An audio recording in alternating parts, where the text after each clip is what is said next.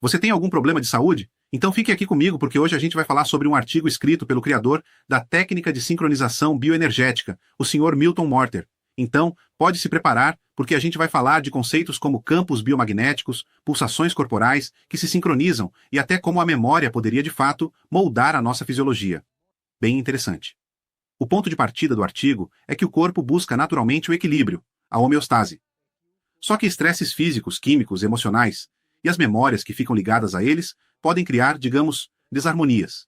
E a terapia visa justamente ajudar o corpo a reencontrar essa sincronia, esse controle interno. Vamos investigar então os pilares teóricos que o autor apresenta para sustentar essa abordagem toda. O artigo começa falando da comunicação celular, e ele diz que não é só química, pois ele menciona moléculas sinalizadoras, e até como as células se guiam. Tipo, no desenvolvimento do embrião, comunicação é vital ali, e qualquer interferência nisso pode comprometer a função, eventualmente levar a uma doença, uma patologia. Aí, ligado a isso, o autor propõe, e ele fala que isso vem desde 1976, a ideia de campos de energia internos, que se deslocam. Ele classifica como mental, físico e emocional. Quando o sistema está saudável e adaptável, esses campos fluiriam livremente, entende?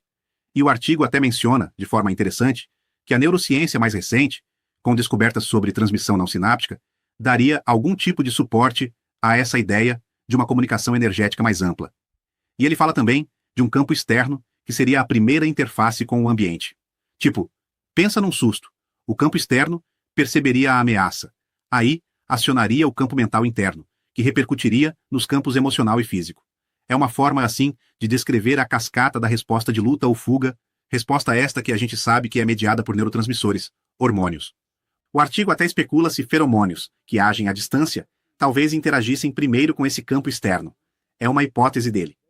Mas e quando essa resposta ao estresse vira crônica? Pressão, ansiedade, traumas do passado. O estresse crônico, essa ativação constante da luta ou fuga, pode levar a consequências patológicas, como atrofia de órgãos linfáticos, úlceras, queda da imunidade. Essa constante transferência de energia entre os campos mental, físico, emocional, quando se torna crônica, poderia criar bloqueios ou desequilíbrios nessas vias energéticas.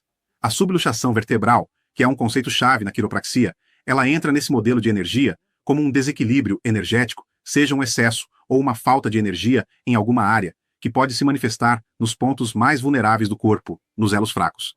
Se essa manifestação acontecer na coluna, criando o que a quiropraxia define como interferência nervosa, isso poderia levar a várias condições, dentre elas, subluxação vertebral. Essa disfunção poderia ser, na verdade, um sintoma desse desequilíbrio energético. O nosso corpo é dotado de campos magnéticos que são inclusive mensuráveis através de certos aparelhos, como o dispositivo supercondutor de interferência quântica, que detectam campos biomagnéticos gerados pelas correntes elétricas do corpo, como no coração, no cérebro. Esses campos estão sendo mapeados, ainda que em baixa resolução. Agora, o ponto que o texto acha intrigante e destaca isso é a detecção de campos magnéticos, e a importância desses campos magnéticos para a saúde é que tem a ver com efeitos no sangue, cálcio, pH, hormônios, até uma síndrome de deficiência do campo magnético por causa dos aparelhos elétricos. Num estado de disfunção, o campo biomagnético do corpo, que normalmente seria uniforme, se alteraria. Formaria o que o Dr. Morter chama de segmentação biomagnética, ou seja, o corpo se dividiria em zonas, com polaridades norte e sul distintas e seguiria padrões específicos. E um outro componente dessa tal energia de campo seriam pulsações. Pulsações que vêm das células, do organismo como um todo, derivadas de ritmos biológicos, oscilações celulares que se sincronizam e por aí vai. O corpo teria uma tendência natural para sincronizar essas oscilações, tanto internamente para manter tudo em fase, quanto para se sincronizar com fontes externas também. A pulsação geral do organismo seria então tipo a soma de todas essas oscilações dos níveis inferiores, como se fosse uma orquestra, onde todos os instrumentos tocam em harmonia e criam um som único, unificado. E se grupos diferentes de células, como as do coração e as do pulmão, por exemplo, oscilam em frequências um pouquinho diferentes, o padrão combinado disso criaria um batimento, uma pulsação regular, previsível no organismo todo. Assim, quando um grupo de células entra em disfunção ou no estado de mal adaptação, ele sai de sincronia. Isso afetaria a pulsação geral, deixando ela irregular, ou seja, assíncrona. Isso seria um sinal de interferência na comunicação interna, e um dos objetivos da técnica seria restaurar essa sincronia das pulsações. Mas agora vamos para a parte da memória, os tais engramas sensoriais. O artigo sugere que padrões de memória podem causar problemas físicos de verdade. Ele parte do conceito fisiológico de que habilidades motoras que a gente aprende ficam armazenadas como engramas sensoriais. Padrões de memória. Tipo andar de bicicleta, a gente aprende e fica gravado. A gente cria um engrama. O sistema motor usa esse padrão como guia, compara com o feedback sensorial que está chegando agora e corrige os erros. Até aí, tudo bem.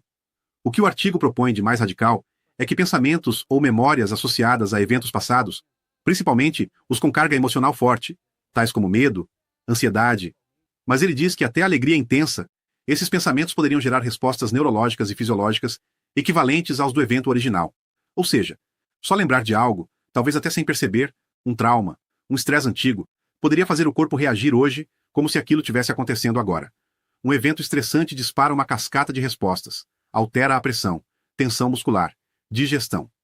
Reviver mentalmente o evento, mesmo sem se dar conta, pode disparar essa mesma cascata fisiológica. O corpo lida bem com estresse agudo, pontual. Mas, segundo o artigo, se a pessoa continua expressando inconscientemente os engramas de eventos traumáticos e as adaptações neurológicas que vieram junto, o corpo pode continuar com a postura de proteção e manter cronicamente aquela postura protetora que você adotou quando pisou no prego, por exemplo, vira o distresse uma condição mal adaptada prejudicial. As consequências físicas desse distresse crônico podem ser excesso de ácido no estômago, diarreia, urticária, palpitações, alteração na respiração, suor, visão turva. E o ponto crucial para a ligação com a quiropraxia: contração muscular prolongada e inadequada. Essa tensão muscular crônica, que seria disparada por memórias inconscientes, poderia ser a causa raiz de desalinhamentos vertebrais que ficam voltando. E se essa contração persistente leva a uma interferência no fluxo nervoso, aí sim poderia resultar em várias condições, incluindo a subluxação vertebral. Isso leva a um conceito que o artigo apresenta, que é a subluxação sensorial dominante, ou seja, esta disfunção que tem uma origem mais psicossomática, ligada a esses engramas que não foram resolvidos. Basicamente, ocorre uma subluxação, onde o fator principal não é um trauma físico direto, mas sim um engrama sensorial que está ativo e não resolvido. E a implicação disso, como o artigo coloca, é profunda, porque um ajuste quiroprático pode corrigir o alinhamento ali na hora, mas se o engrama lá no fundo continua disparando a resposta neuromuscular errada, a subluxação volta, tende a retornar. Essa é a ideia.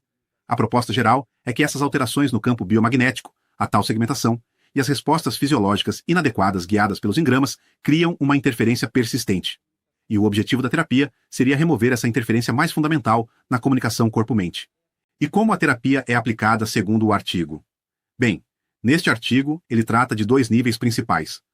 O objetivo geral para os 2 níveis é localizar e remover o que o artigo chama de interferência neurológica, que estaria causando os desequilíbrios na homeostase, a não ser, claro, que a causa seja um trauma físico óbvio, direto. E a crença dentro dessa teoria é que removendo essa interferência, você restaura a simetria muscular, o tônus adequado, e isso ajudaria a reposicionar as vértebras, impactando a subluxação, e também melhoraria a função dos órgãos internos, além de diminuir aquela fisiologia de defesa crônica. Aqueles conceitos de segmentação biomagnética e as pulsações entram na avaliação ou no tratamento clinicamente quando o terapeuta devidamente treinado observa pela palpação que um corpo saudável tem um campo biomagnético uniforme e pulsações sincronizadas em diferentes pontos. A disfunção levaria à percepção da segmentação, as zonas norte e sul, e das pulsações assíncronas. Essa falta de sincronia poderia ser sentida como pulsos arteriais irregulares ou fora de fase em certas áreas. E essas áreas também poderiam estar sensíveis, inchadas ou ter nódulos crônicos. Então, o terapeuta usa as mãos, seguindo um mapa de polaridades norte e sul nos dedos, para interagir com as áreas segmentadas do paciente. E tem um detalhe importante na técnica, que o contato sendo feito com dedos de mesma polaridade da área do paciente. Isso porque a força repulsiva que resulta disso força a energia do paciente a se reorganizar, tipo, quebrando a segmentação. E isso sem transferência de energia do praticante. Logo, não é uma doação de energia, é uma reorganização interna. E a restauração da pulsação sincronizada nos pontos de contato seria o sinal de que a interferência foi eliminada. Um dos níveis de tratamento foca mais em corrigir os efeitos dos engramas sensoriais na musculatura e nos órgãos internos, os tais problemas de timing, ou seja, quando o corpo faz o certo, mas na hora errada. Tipo, se estressar no presente por algo que aconteceu no passado. A avaliação inicial do terapeuta busca desequilíbrios no tônus muscular, geralmente com paciente de bruços, E esses desequilíbrios são interpretados como sinais de predomínio do sistema nervoso autônomo, que se divide em simpático ou parasimpático. O tratamento envolve toques leves em pontos anatômicos específicos, usando os dedos com a polaridade, e tem uma parte crucial que é a respiração. O paciente inspira fundo e prende o ar enquanto o praticante mantém os contatos. Isso porque essa leve ameaça de falta de oxigênio faz o cérebro priorizar funções vitais, diminui a atividade em áreas não críticas e, com isso, relaxa a tensão muscular excessiva, usando reflexos como o do órgão tendinoso de Golgi, que é um receptor sensorial que age em série com as fibras musculares para monitorar a tensão muscular. Sua principal função é proteger o músculo e o tendão contra tensões excessivas, ativando um reflexo que causa inibição e relaxamento muscular. Isso permite que informações sensoriais mais adequadas resetem aquele comando motor inadequado que vinha do engrama. Quando há engramas mais profundos em jogo, talvez de natureza mais psicossomática, armazenados em centros cerebrais superiores, tipo tálamo, hipotálamo, é aplicado um nível que visa atualizar a informação sensorial nesses centros, através de uma avaliação por intenção. Nela, o terapeuta faz perguntas mentais inaudíveis para o paciente, enquanto monitora respostas físicas sutis no paciente, tipo mudanças no comprimento aparente das pernas ou na força de um músculo do braço. E isso é perfeitamente demonstrável para o paciente. Talvez você esteja se perguntando: uma técnica onde perguntas mentais do praticante geram respostas físicas no paciente que dá para medir? Como ele justifica isso? Simples. Uma comunicação não verbal acontece através do biocampo ou campo energético que permeia o paciente e o terapeuta. A técnica envolve primeiro estabelecer uma linha de base para o que significa sim e não naquele momento, porque isso às vezes pode mudar. Aí, as perguntas mentais, inaudíveis, buscam identificar a origem geral do problema, a queixa principal. É uma memória específica? Um órgão? Emoção?